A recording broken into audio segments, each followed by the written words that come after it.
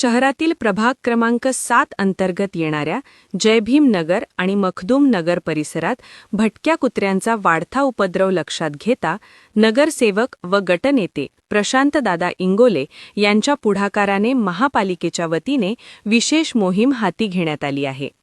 गेल्या काही दिवसांपासून या भागात कुत्र्यांच्या हल्ल्याच्या घटना वाढल्याने नागरिकांमध्ये घबराहट होती, ज्याची दखल घेत ही धडक कारवाई सुरू करण्यात आली आहे.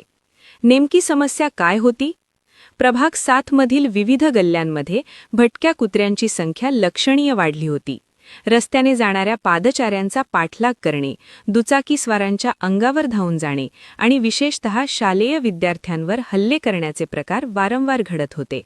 स्थानिक नागरिकांनी या संदर्भात नगरसेवक प्रतिनिधी कुलदीप राक्षसमारे यांच्याकडे धाव घेऊन या समस्येचा कायमस्वरूपी तोडगा काढण्याची विनंती केली होती.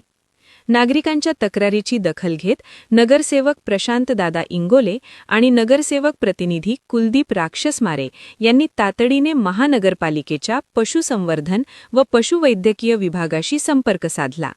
त्यानंतर आज महापालिकेच्या पथकाने परिसरात दाखल होऊन भटक्या कुत्र्यांना पकडण्याची मोहीम राबवली. या मोहिमेअंतर्गत केवळ कुत्र्यांना पकडले जात नसून शास्त्रीय पद्धतीने त्यांची नसबंदी केली जाणार आहे. तसेच रेबीजसारख्या जीवघेण्या आजाराचा प्रसार रोखण्यासाठी या कुत्र्यांना रेबीज प्रतिबंधक लस देण्यात येत आहे. यामुळे भविष्यात कुत्रे चावण्याच्या घटना आणि आरोग्याचा धोका कमी होणार आहे.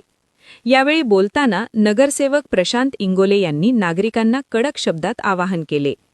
अनेकांकडून घरगुती कचरा आणि उरलेले अन्न उघड्यावर फेकले जाते, ज्यामुळे कुत्रे तिथे जमा होतात आणि ही समस्या उग्र रूप धारण करते. नागरिकांनी कचरा फक्त घंटागाडीतच टाकावा. प्रभागाच्या स्वच्छतेत आणि सुरक्षिततेत नागरिकांचे सहकार्य अपेक्षित आहे, असे त्यांनी स्पष्ट केले. या मोहिमेमुळे प्रभाग 7 मधील नागरिकांनी समाधान व्यक्त केले असून लोकप्रतिनिधींच्या तत्परतेचे कौतुक केले जात आहे.